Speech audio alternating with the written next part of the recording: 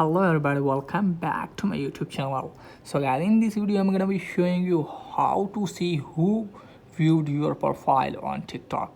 So guys, let's get started without wasting any time.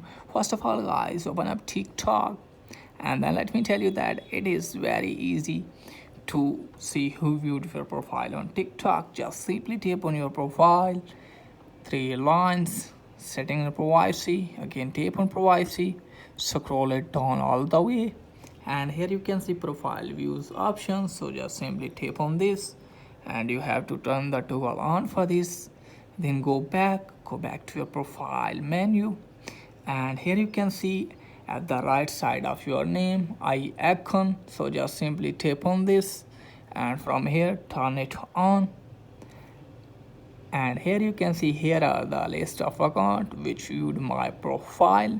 So you can see the people or particular account which viewed your profile here. So here you can see here are the people or account which viewed my profile.